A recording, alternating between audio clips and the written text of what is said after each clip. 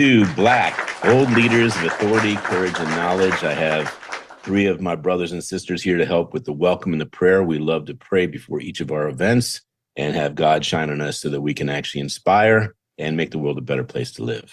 So this vision and mission was thought of by the four of us, and it is to educate and share historical leaders as well as current leaders that are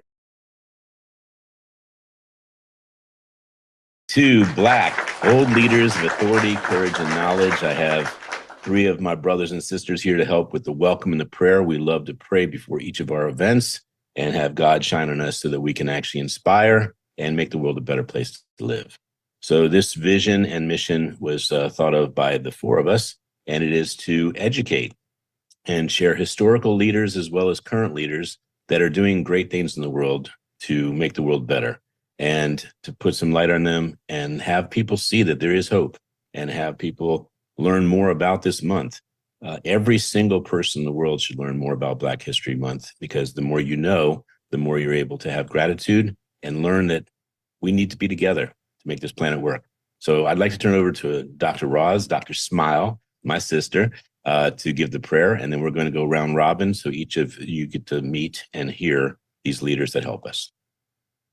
Blessings, blessings, blessings. Father God, in Jesus' name, we thank you for raising Black leaders of authority, courage, and knowledge for such a time as this. Clothe us with your wisdom, anchor us in integrity, and fill us with fearless faith. Let our voices carry truth, our actions reflect justice, and our lives reveal your glory. Strengthen our minds, steady our hearts, and establish our steps as we love and lead, serve with humility, and walk in kingdom authority. We declare we are empowered, equipped, and appointed for impact. In Jesus' mighty name, amen. Amen. And why don't we turn over to Dr. Breakthrough, Dr. Stan. Thank you, Dr. Stan. The reason you are here is because we all would not be here if it wasn't for the gracious connections you make unconditionally every single day to people, including myself. So thank you for all the introductions you've made to make these programs more successful. Hey, man. Well, thank you, man. It's a privilege and a pleasure, a treat and a treasure, a joy beyond measure. Appreciate you. And again, anything that God does through me, I'm just so grateful. And I tell people all the time, I was a nobody, but he made me into a somebody. And now I'm committed to telling everybody he can do the same and a whole lot more through anybody. And that's what this is all about. 100th anniversary. It was 1926 when Carter G. Woodson started Black History Week. And then 1976 when it started as Black History Month. So this is the 100th anniversary of this celebrating. And again, the scripture is clear. He that despises his neighbor is because of a lack of wisdom. And so when we're educating, not just, ourselves, but everybody else, I mean, we all can look at people as who they are, not judgmental, not preconceived notions. And so that's what's powerful. So again, thank you, each and every one of you for spearheading this. And thank you who are watching. And by the way, we need you to spread the message, let people know this is powerful, it's practical, and it's designed with your education and your empowerment in mind. So I close with this, and that is, they used to say that you're a product of your environment. And I was like, that's part right, but actually you're a product of your empowerment is what I say. And so we can change our empowerment by being part of this Black Hour of Power every day. By the way, Doc, the other day I was in tears just seeing people honoring other people that are so powerful. Unlike the crab in the bucket, one crab's trying to get out and they pull him back down. No, you're producing a reverse crab in the bucket. We're like saying, hey, Dr. Cassandra, you're doing good, but you can do even better. Go ahead, Tanisha, you got this, girl. Go ahead, Dr. Smile. Go ahead, Dr. Smiley. And so thank you again, and appreciate each and every one of you. I'm honored to be here with you. Thank you so much. And finally, I'd like to have the voice of our director of events, who has a very, very big shoes to fill. She does all these events. We have over 300 events in February, and I don't know how we do without her. The Smile Channel rejoices because of her smile and her spirit. Thank you, Tanisha. Well, thank you. Thank you so much, Dr. Smiley, for this vision and allowing me to participate and be a part of the execution of it all. We're excited about so many people being illuminated in this month. There is such a great opportunity. And the wonderful thing is that you still have time to participate. You still have time to share about the leader, the Black leader that is influencing and impacting you. So make sure you go into the comments and click the link where you can sign up to be a part of this Bold Leaders of Authority, Courage, and Knowledge. It is going on every single day in February, every single day for just 1 hour for you to share about the leader you know, and 1 hour for you to learn about leaders that you have not even heard of yet. I've already been reminded of some people that I had forgotten about, and been encouraged about some people that I was like, oh, I forgot they did that. Oh, I never heard of them. And so if you want to learn something new, if you want to be a part of someone else learning something new, then this is a great opportunity for you. And even more so, share it on your socials, share it on your email list. Listen, copy the link and put it in your email list and blast it out for Black History Month, because we want you to be a part. So we thank you for supporting, and we look forward to bigger and better. Well, I have a surprise for the three of you, because there are so many people we can speak about. And this month it actually taught me a lot about how people are ticking, like how they're inspired. But gratitude is when you actually share how someone touched your life. And I want to share this because there are not enough days in the month for me to speak about the people I would like to speak. But if anyone would like this list of 200 amazing, inspiring leaders, I am going to be speaking about several of them. But this list is available to you. It gives you ideas of who you can speak about. And there are 200, and I will whip through this a little quicker here. And you can have this absolutely for free. And please nominate somebody who wants to speak about a leader if it's not you. Thank you very much, and welcome to Black History Month, Hour of Power. Well, hello, everyone. I am truly honored to be here celebrating Black History Month with you as your host today. But today, first, I want to share someone from history who has always deeply inspired me personally. Someone whose life and legacy, well, they align beautifully with what I believe it means to carpe diem, to seize the day. And that woman is Maya Angelou. When I think of seizing the day, I don't think of rushing, pushing, striving, or jumping out of a perfectly good airplane. I think of courage. I think of resilience. I think of leadership. I think of love. I think of choosing to rise again and again, no matter what life puts it in front of you. Maya Angelou lived that truth. She had a life that began with hardship. She was born in 1928, and she experienced profound trauma as a young girl.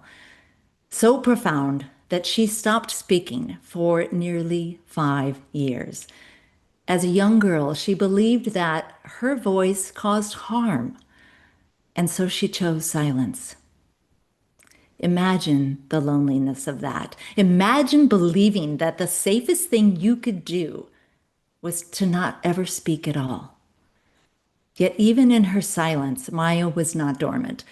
She became an observer of the world, of her world. She read constantly. She absorbed poetry, rhythm, nuance, language, and most importantly, human behavior. Words became her sanctuary long before they became her gift.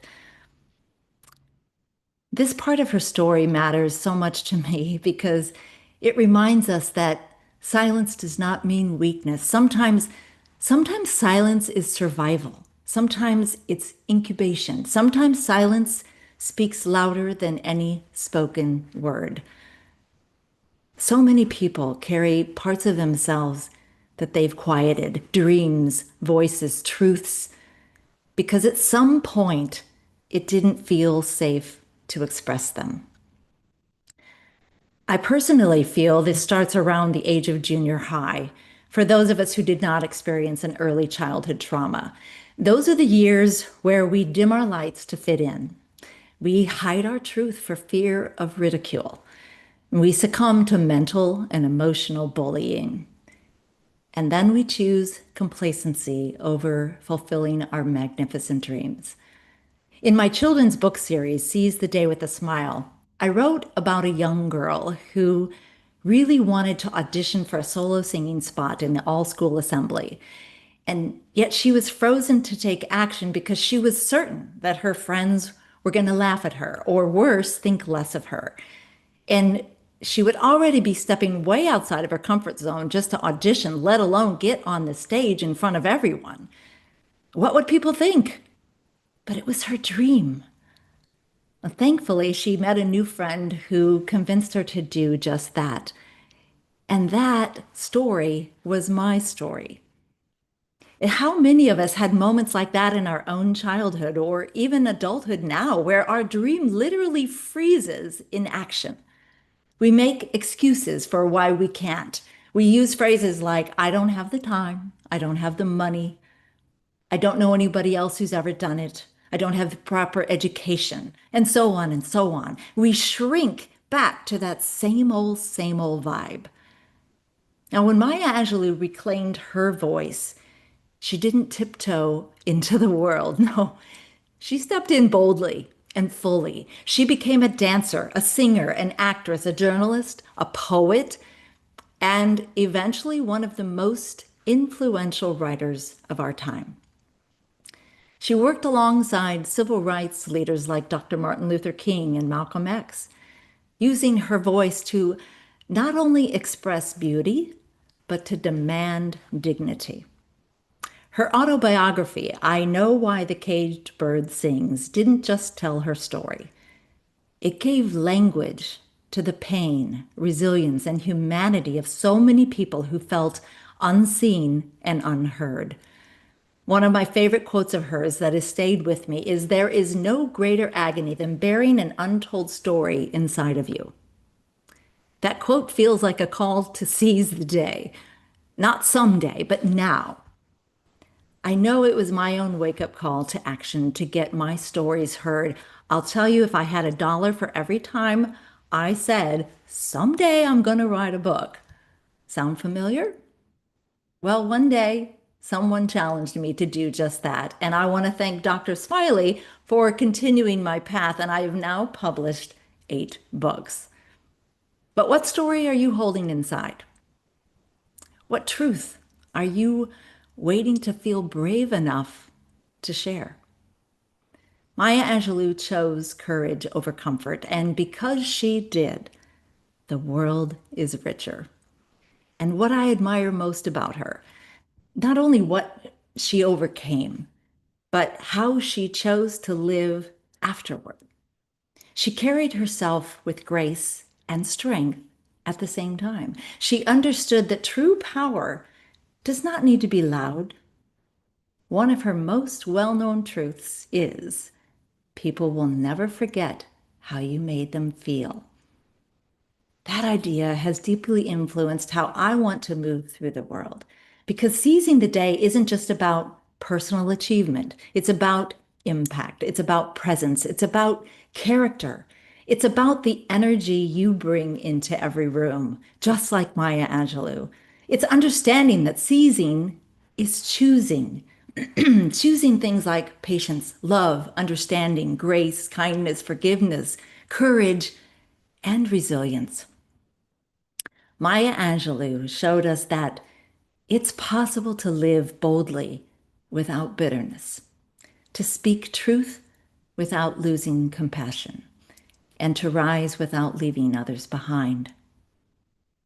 Maya Angelou inspires me because she gives us permission to evolve, to reinvent, and to keep rising no matter your age or what stage you are in life. And that sentiment definitely hits me the strongest. She reminds me that our past does not define our ceiling, that our voice matters, even if it once felt silenced, and that choosing to live fully is an act of courage. In my own Carpe Diem journey, I strive to live the way Maya Angelou lived, rooted in truth, open to growth, and willing to rise even when it's uncomfortable. She didn't wait for the world to approve her voice. She trusted it. And because she did, generations can continue to learn from her. Now, as we celebrate Black History Month, I invite you to reflect on this. Where in your life might it be time to rise? What part of you is ready to speak again? What dream have you kept up on a shelf that's ready to be set in motion? Are you willing to stop waiting for someday and start seizing your day? I hope you reach out to share your dream with me. You can easily find me at bethrobbins.com, always spelled with just one B, or a quick message on Instagram is my favorite spot, and that's at Balanced Robin, again, with just the one B. But more importantly, I hope you continue to stay tuned in to this wonderful show today and actually every day in the month of February as we celebrate Black, B.L.A.C.K, bold leaders of authority, courage, and knowledge. I have a solid lineup of speakers here to share their own inspirations and celebrations of bold leadership today. So grab your favorite beverage and lean in to these words of wisdom. And I am truly honored to invite my first guest to share the stage with me for a moment, Mr. Steve Dennis. Welcome to the stage, Steve.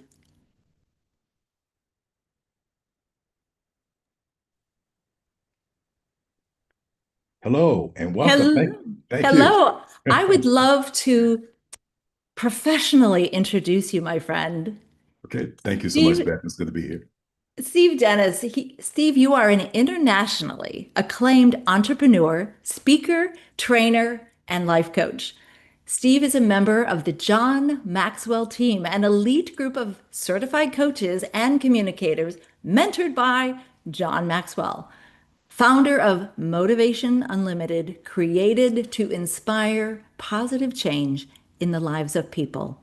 Welcome, welcome, Steve. Thank you so much, Beth, and it's so good to be here. I would like to share today my inspiration, the person that inspired me, Mr. Les Brown. And so, if I had to give this somewhat of a topic or a subject, I would probably call it "See What You Want and Get What You See." You see, the year was 1988, and I was an employee at the same time, a supervisor at a local youth detention center. And for some of our trainings and workshops, went to Atlanta actually for a workshop. And to my amazing surprise, the guest speaker was none other than Les Brown. And at that time, being a black man, young black man, and the only speakers I had been familiar with has been, basically pastors and churches. I had never heard a speaker like Les Brown to get up and to motivate us. I remember being young and in my early 20s and just sitting there captivated by listening to Les share with us there's greatness inside of you and things like it's not over until you win. And so at that time, it was so, again, I was starstruck by it. And I remember saying to myself in my early 20s, wow, I would like to do that one day. But like many of us, I also had my own limiting beliefs.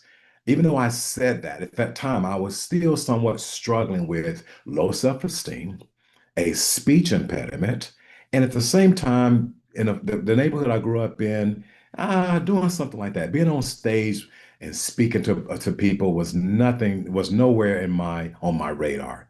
So at the same time, one of the things I really admired about Les Brown is when I found out that he uh, basically made history by rising from a childhood where he was labeled mentally retarded, mentally retarded. But at the same time, he became most, one of the world's most renowned motivational speakers, authors, and TV personality. He has been recognized as one of the top 5 outstanding speakers in the world by Toastmasters International. And so, again, when I heard that story, it gave me hope. It gave me inspiration. What I love about the word inspiration is that inspiration basically means to breathe life back into the dreams of others. And so Les has been that constant inspiration for me that has breathed life into me to let me know, wait a minute, if it's ever happened in anybody else's reality, something good can also happen in yours. And so, again, with that being the case, yeah, I literally started speaking professionally in 2009, 2010. And here's the thing that was really amazing to me, that in 2013, I got a chance to meet in person again for the second time, Mr. Les Brown. It was a wonderful day for me because I felt like history had repeated itself to a certain degree because after I met Les Brown, I walked up to him and introduced myself to him, and he stopped me. He said, "Wait a minute, wait a minute." He said, "I love your voice." And Les Brown has been the only speaker on that at that level that literally asked me for a business card. I gave him my business card. I was shaking when I gave it to him. And even though I did not get a chance to do anything to be on stage with Les, I did get a chance to be on stage and to work for a whole year and a half with his daughter, Ona Brown, with her broadcast that she had at the time. And so it's amazing to be reminded that if something has happened in someone else's reality, there's a wonderful inspiration that goes with that to know that it can also happen in yours. And by the way, back to my first job that I had as working in that detention center and working for that particular state organization where I heard Les Brown come in and speak. Guess what happened in 2017? That same organization heard about my speaking career, called me up to be a guest speaker at that same training that Les had done 30 some odd years later ago. And so it was amazing to me that day when I got a chance to speak and to inspire probation officers, detention workers who, again, basically, who were working in the same space that I came out of. It was a great honor to have done that. And so I say that to say this: see what you want and get what you see. Why is that important? Because here's what I believe. I believe that we have mentors in our lives that come alongside of us that literally help to become a guide from the side. At the same time, we have different mentors and different people in our lives that I consider to be a guru. In fact, for me, Les Brown was that guru. He was that reminder to me, someone that looked like me, that was reminding me that I could do something very similar to what he has done. And being in his late 70s now, the last time I didn't get a chance to talk with him, I talked to his daughter, and she mentioned to me, she said, one of Dad's favorite statements is that I'm still in the game and I'm still encouraging people that there's greatness inside of you. And so the word guru, here's what it simply means. It means one with great knowledge and wisdom. One with great knowledge and wisdom. Now, the word gu with the word guru, the first two letters, G-U, gu means darkness. But the ra, gu ra, the R-U means light. And so the application here is that a guru is someone who takes, a guru takes someone from darkness to light. And that's why Les Brown is my inspiration, my hero, that African American man that I want to talk about today, because again, he literally helped me to come from a place of darkness into light. Like many of us, we've had our own struggles, we've had our own setbacks. I know for me, one of my biggest setbacks that I had was I was labeled, not necessarily retarded, but labeled that I had to take remedial classes because I fell in the fourth grade and I also failed the first grade. And one of the things I had to work on was recognizing, wait a minute, Steve, the greatness inside of you will help you to actually change that inner critic voice into an inner coach. And so I leave you with this. I love this statement. Imagination is everything. It is the preview of life's common attractions. And here's what I believe about you, and I believe it about me, that the best is still yet to come, and using three books from Les Brown. Number one, you have purpose. Your life has purpose, the power of purpose. Number two, there's greatness inside of you. And number three, one of my all-time favorites, it is not over until you win. Thank you very much. Oh my gosh, Steve, I love that. And you know what I'm going to do? I'm going to make sure Les gets to hear your words today. I know it's going to touch him deeply. He's also my guru, and I want to thank you for sharing what that meant. I never knew what guru was, but he is such a force. And when you say you have greatness in you, you sound exactly like Les. Thank you. I love that. And Thank you so much. thank you so much for sharing that because I'm willing to bet that a lot of people watching this today also feel the energy of Les Brown. I don't know a soul he hasn't touched, and his story, his own personal history and choosing to rise and not take no for an answer. It's just remarkable, and you and the fact that you got to do the training that he did 30 years prior. Oh my gosh, that's Right on. outstanding. Thank you so much. Yeah, I thank you for sharing that. That was wonderful. A wonderful gift to our audience today. Thank you. Most certainly my honor. Have a fabulous day. Thank you. Thank you so much. Hey, I want to ask you, Steve, if Uh-huh. people want to find out more about you, where do they Ah, go? yes. So my website is stevedenniscoaching.com. And I'm also on all the different social media platforms. I think Instagram is stevedennisofficial.com. So SteveDennisOfficial.com. yeah, Okay. on Instagram. Yes. Oh, wait. So that would be at Steve Dennis There Official. you go. Right on. Okay. We got to get the lingo. I know. My team has me working on it big time. Okay. There you go. Thank you so Well, much. we'll make sure people come and find Steve. He's a fabulous speaker, as you can see. So Thank you, go Doc. after him. Thank you so much. Have a blessed day. Wow. Okay, we are kicking this off, and I would love to invite my next speaker, Pam Moyo, to come on if she is ready to go.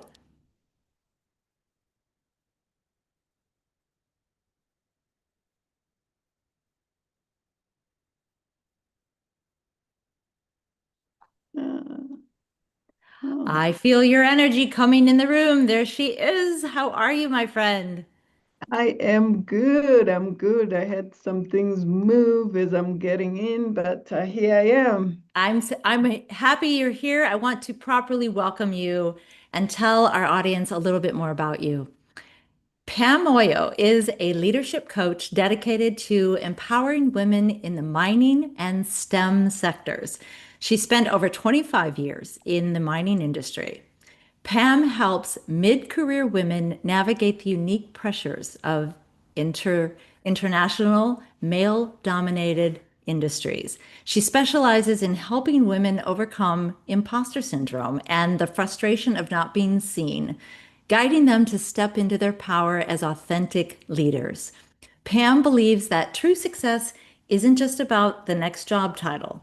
It's about building a life you love that balances both career excellence with a fulfilling family life. Welcome to the stage, Pam. Thank you. Thank you very much, Beth. And I'm very excited to be here. So today I'll be talking to you about Maya Angelou and how she influenced my life. And she is my hero. So Dr. Maya Angelou once said, there is no greater agony than bearing an untold story within you. And I feel like she's talking to me. Maya Angelou is the most remembered poet, but she's also most remembered for her booming melodic voice. But the thing that stands out the most for me is that when she was a child, when she was a child, she was silent and not speaking for 5 years. But she wasn't empty. During that time, that was her time that she was actually the scientist of human spirit. She was observing and memorizing the rhythm of people and the weight of words. And I know that silence. So like Maya, I moved from my home to the city to live with a relative at the tender age of 7. I changed during that time from being a talkative, bubbly child to someone who is quiet and shy and deeply introspective. And for years, I stayed in the background, watching, observing, and questioning. And looking back now, I realized that I wasn't just quiet, but I was consuming the world with my eyes. I would watch people for hours, wondering what makes them who they are, what those invisible gears in their minds, what were they turning on and what were they thinking about? And so those years were the beginning of my 2 greatest roles in life, that is being an engineer and being a transformational coach. So Dr. Maya Angelou didn't just find her voice, she became the architect of the American conscious. And in her first autobiography, I Know Why Caged Bird Sings, she showed us that our past, no matter how painful, it is that raw material for our future. And she also showed us that just that one thought that she had as a child, that her words could kill someone, got her to be quiet and silent for those 5 years. That one thought could easily change a trajectory of anybody's life. And I take that deeply.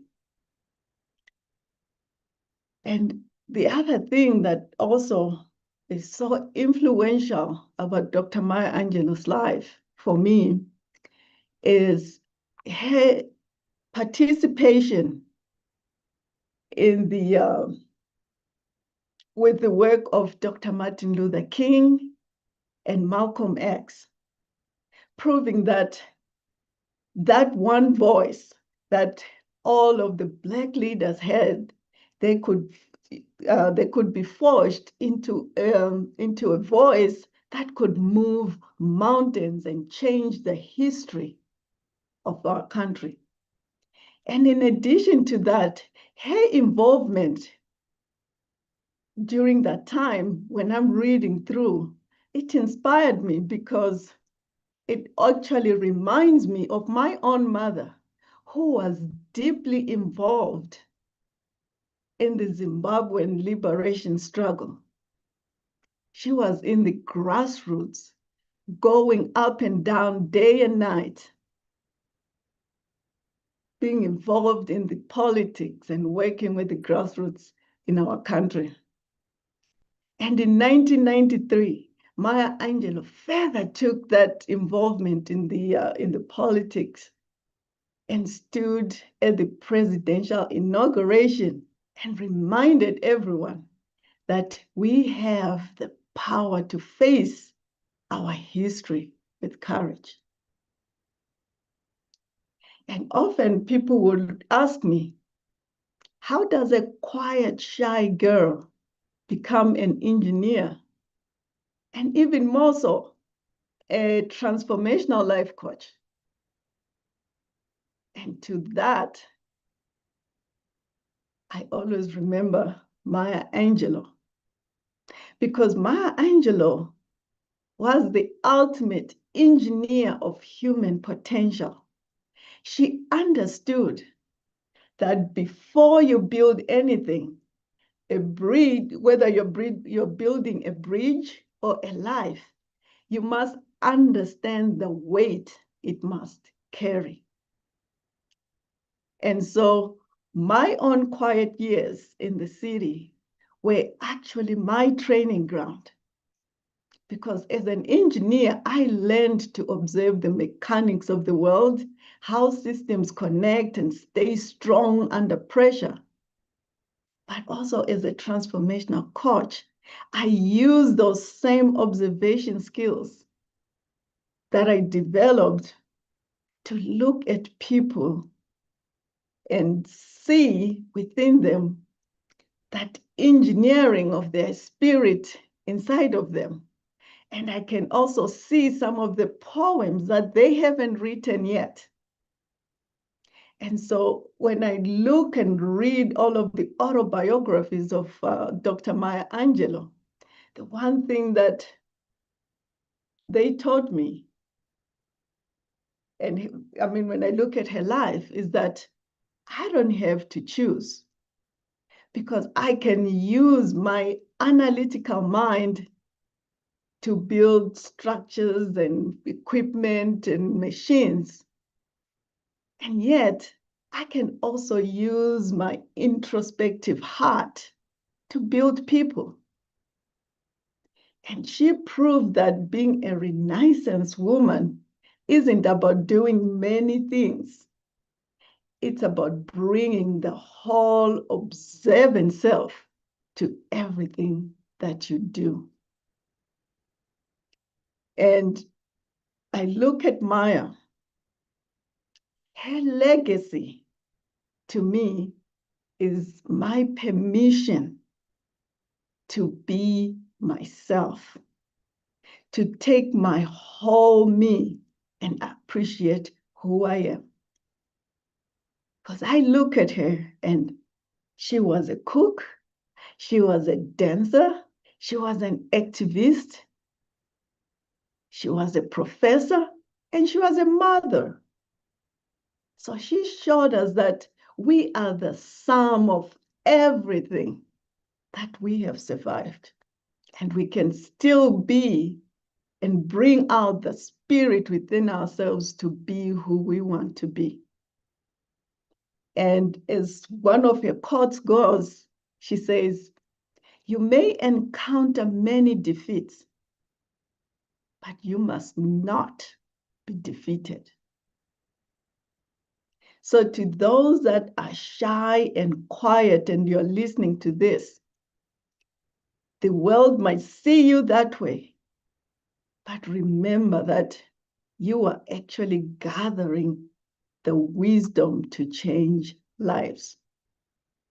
And so I stand today as a proud engineer who builds with purpose, with precision, and I'm a coach who builds with purpose, and I am a secret poet who speaks with passion.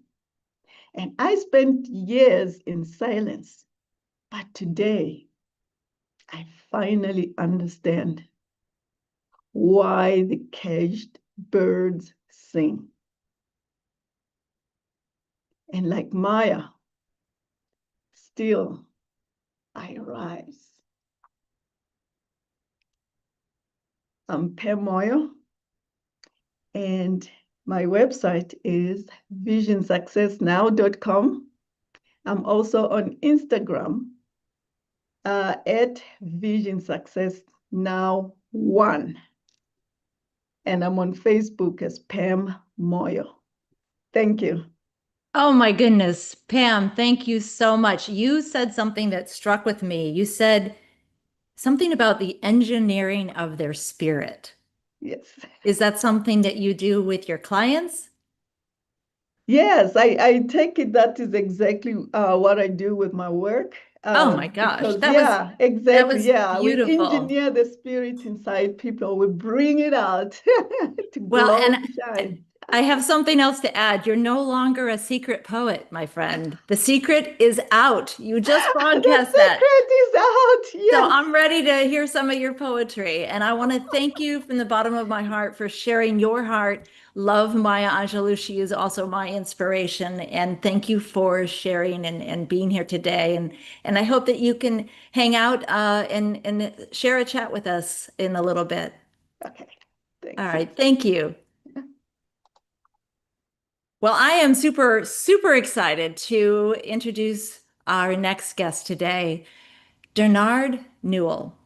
Bernard is a lawyer, a consultant, a cultural intelligence specialist, mediator, author, and professor whose work sits at the intersection of culture, conflict, and human dignity. He helps individuals, corporations, universities, law firms, and faith-based organizations work and relate more effectively across cultural differences, especially in moments of tension, transition, and change. Drawing on his background in law, mediation, restorative practice, and public service, Bernard supports leaders and teams in navigating difficult conversations, resolving conflict, and building healthier systems and relationships rooted in trust, accountability, and belonging. It is my absolute pleasure to welcome you, Bernard, to the stage. I cannot wait to hear what you have to share. Thank you, Beth. I greatly appreciate the invitation and my opportunity to share during this Black History Month, like who is actually my inspiration. It was difficult to choose from because I have a number of individuals, both men and women, who have been an inspiration to me. But that after much thought, that I settled on the author James Baldwin. I was drawn to Baldwin because Baldwin refused to lie about America, either to flatter or to abandon it. Baldwin believed deeply in what the country could be, while also remaining unflinchingly honest about what it is. Baldwin understood that love without truth is sentimentality, and truth without love is cruelty. And as he wrote, I love America more than any other country in the world. And exactly for this reason, I insist on the right to criticize her perpetually. That sentence gave me language for something I had felt, but struggled to articulate. But reading Baldwin, I mean, it felt personal.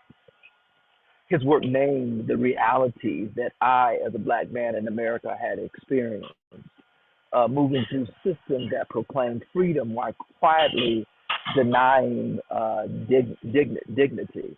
Baldwin was clear that America's deepest crisis is not simply individual prejudice, but systems that refuse to recognize the full humanity and worth of African Americans in particular, but also people of color and women in general.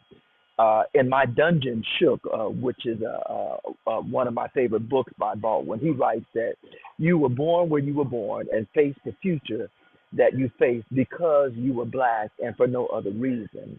And that clarity that he writes with in My Dungeon Shook is what stripped away the comforting myths and forced a deep reckoning, not just with history, but with my responsibility.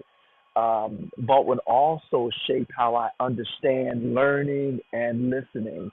He modeled what it means to listen as a first person listener, to hear people's story, not as abstractions or arguments, but as lived truth. He warned that avoiding people's stories, that avoiding those difficulties can sometimes be not only an issue of not seeing people, but of people also not being seen. You know, as Baldwin reminds us clearly in most, if not all, of his writings, that not everything that is faced can be changed, but nothing can be changed until it is faced. And that insight lives at the core of my work and my leadership. It is directly from the Baldwin influence that my book, Who Built the Barrel, emerged. The book is an allegory, similar in form to Who Moved My Cheese, but its purpose is different. Who Built the Barrel is an awareness book. It helps readers recognize the unhealthy systems that quietly dictate behavior long before individual choices are made. So rather than offering a solution, the book invites readers to see the system itself, to identify the barrels that they are living inside. In that way, it functioned as an assessment of systems. But my reading of Baldwin and how he has influenced me still is in progress. Because it always helps me to question not only what is, but also what should be. And in the season of my work, my purpose is to help others identify the things that hold them back. Beth, you do carpe diem, and it really is probably a part of my work is to help individuals not only seize the moment but recognize the moment that they are in. But what I admire most about Baldwin is that he spoke when it cost him safety. He spoke when it cost him belonging. He spoke when was not easy for him to speak and to protest the things that he saw that ailed America. Yet he never surrendered to despair.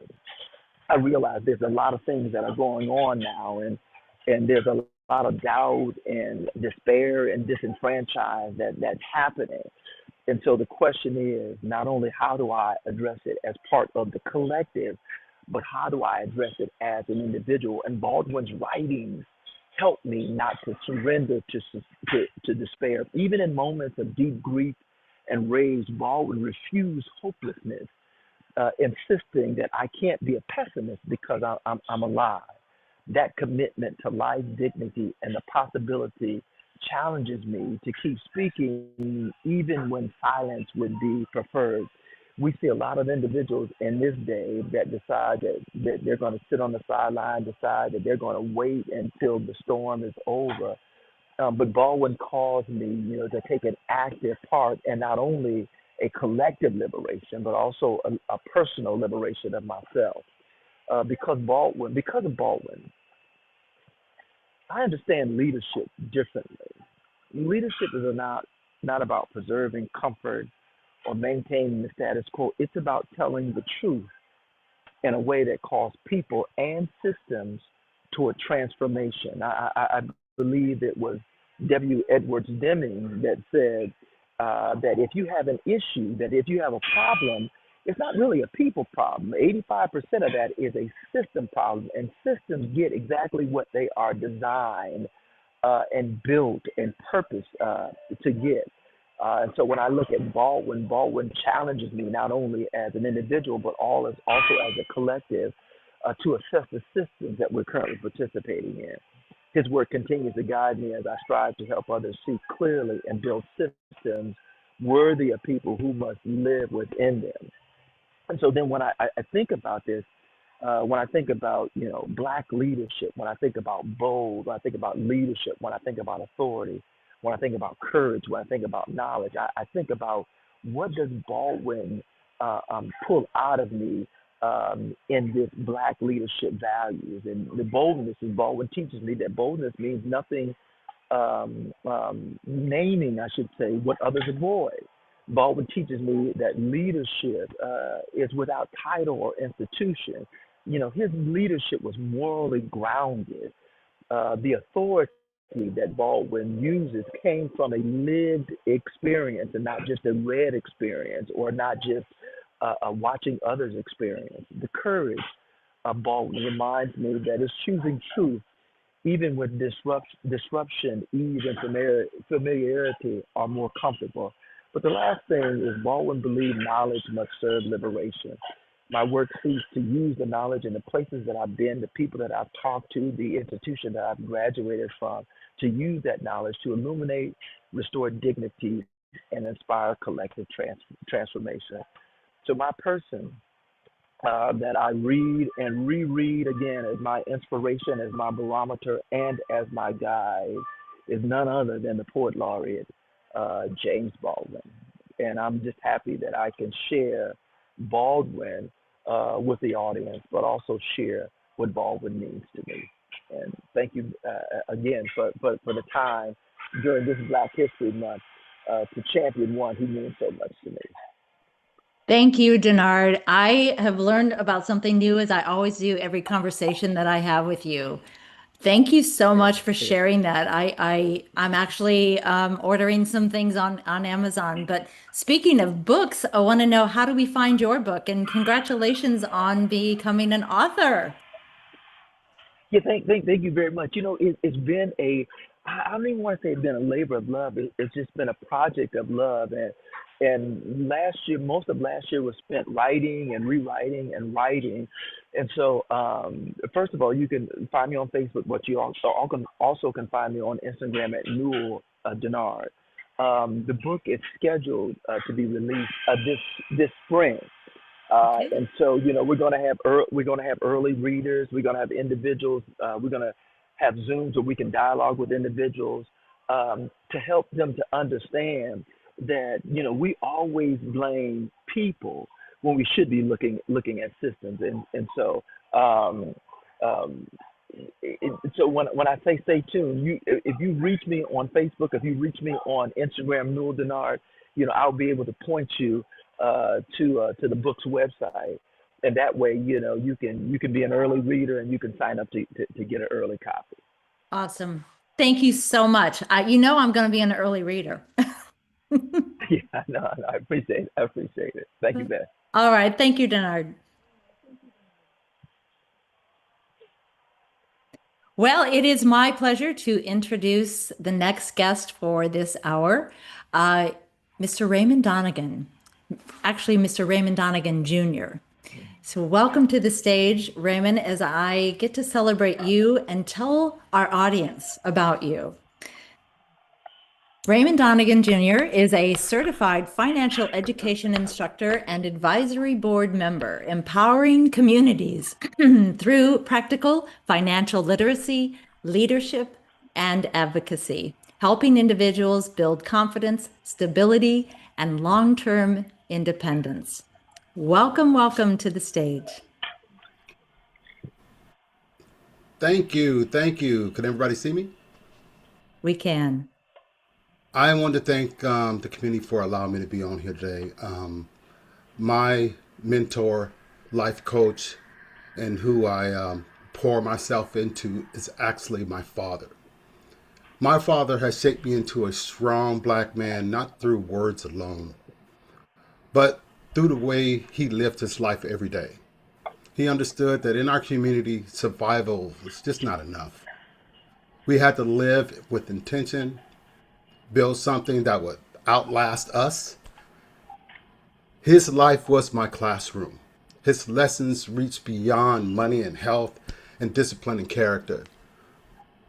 He taught me that taking care of your body is an act of respect, that clean living strengthens mind and spirit, and how you treat people reveals who you truly are. He showed me that respect costs nothing, but the impact can change lives.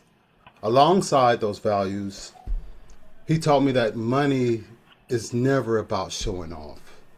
It's about staying free from debt, free from dependence, free to make choices to protect your family.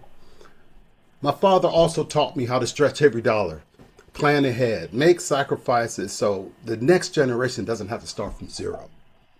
He showed me that financial awareness is a form of armor, something Black men must wear to protect their families, their health, their homes, and their dignity.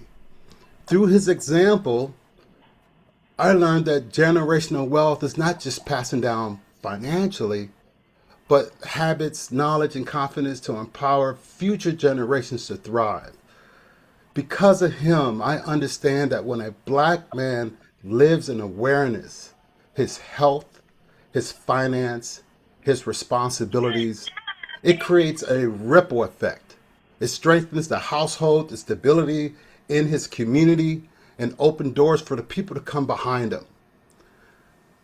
My father didn't just raise a son. He planted seeds for generations, and I carry these lessons forward at an act of love, responsibility, and legacy. I am awe of my father today, and I'm deeply, deeply grateful for the man he shaped me to become. More about my father. My father is a 22-year veteran from the U.S. Marine Corps.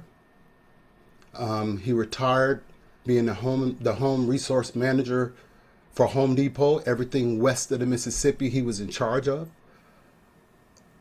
This is my best friend, my mentor, my golf buddy, my confidant. Whenever I have issues with anything, whether good or bad, that's the man that I talk to. So my life inspiration and whom I value more than anything else is my father, Raymond Donegan Sr. Thank you, everyone, for allowing me to share. What an honor to celebrate your father. That's impactful. Thank you so much. Your best friend, your golfing buddy, your hero, your mentor, Yes, ma'am. your everything. What a wonderful tribute for you to do that. I'm just I was taking notes like what a great guy. Has he written a book or have you written I, anything about him? I haven't. I don't know if my dad has or not. He's a Vietnam veteran. If you look at the picture on there, on the side of me, you see the picture where he's holding me. That's when he got back from Vietnam. Oh wow. The one picture above that is when I graduated high school, and the other one is when I graduated college. Oh my He's been goodness. with me every step of the way to making sure I'm staying even keel. And I know a lot of us don't have our fathers around for whatever reason. So I cherish every moment that I have with that gentleman because we talk about health, we talk about family, we talk about community. I mean, he's one of the main reasons why I went into financial literacy because the fact that, a lot of us in inner communities don't have the tools. And when I was talking to him about it, he said, "What are you going to do about it? Are you going to help? Or are we Hmm. going to sit here and complain about it?" Right? So that pushed me to reach out to the community, get my certifications, and become a member of the Financial Educators Council to where I could reach out to the community. So everything in life, I pretty much owe my dad. I mean, I followed him in the military. I did my 22 years in the military because he gave me that example of what life can be, how I can improve myself. We're originally from Chicago, from the inner city. Me too. So for me to get out of Wow. that neighborhood that I was in, my only way out was joining the military. Hmm. Then everything grew from there. I came out to California, and that's where my dad was at. So I was able to communicate and reconnect again, and it's been beautiful. So when the question came, who is your mentor? Who is it that you aspire to be, and who guided you through life? That was the easiest question for me because I knew exactly who I was going to talk about. I love that. First of all, thank you for your service. Thank you, Um, ma'am. It was a that's pleasure. Pleasure to that serve. that's no small feat, and what a sacrifice and a gift. And I want to plant a seed in your head Yes, to ma'am. write a book about your father. I wrote one about my mother. Unfortunately, the idea didn't come to me until after she passed, but he's right here, like in your heart and right here with you, that you could even interview him and get some great stories and share that with the world. Share more than just this platform. Yes, ma'am. I'll definitely talk to I, him about that. I think that would be great. I would love to invite all of our guests to come back in and just sort of roundtables, talk about what you learned today? What impacted you the most, or a final share that you would like to give? So if I have all of my guests here, you are welcome to come on and share this stage, share this moment as we wrap up this hour of Black History. And you don't have to be formal. If somebody would like to share and just add your extra 2 cents, you have the platform. I have something. Denard, you really struck a strong chord with me because in my younger days, my dad used to sit down and talk about, our black leaders, and Baldwin was one of the major subjects. And actually, I did a school project because it's still stuck in my mind. When I was in Chicago, I had a Black History class, and my subject was Mr. Baldwin. So thank you for bringing that gentleman up. Kind of sent me back a little bit, and I was like, oh yeah, okay, good. Yeah. Thank you, sir. Appreciate that. Thank you. Thank you. This is not the mutual return of niceties, but it really touched me because in some instances, I had a great stepfather who raised me from seven on, but he was a quiet man. He taught me a lot. But when I thought about not having my biological father, and I look at the pictures of him coming back from Vietnam and your high school graduation, your college graduation, I thought, what an awesome opportunity to have your father still in your life, but to have your father be a best friend. Mhm. And that's not regular. I spent a lot of time in Chicago. That's where I met Beth. 22 years in Chicago, so I know how rough and rugged K-Town and the hundreds and the West Side and the South Side could be. So thank you, Raymond. I appreciate you My sharing with pleasure, us. sir. Your hero. Yes, sir. Thank you, thank Thank you, sir. Mhm.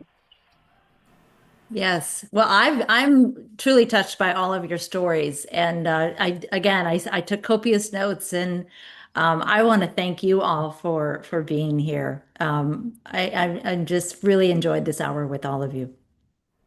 I Yes, always Our want. thank I pleasure. you. also want to say something to Pamela.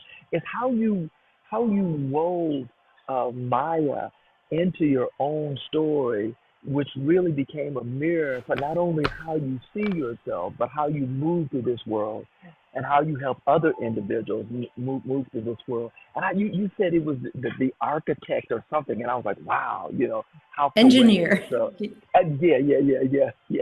And this is the other thing is that I have a love affair with the continent, and so traveled to Nigeria. I've been to Uganda.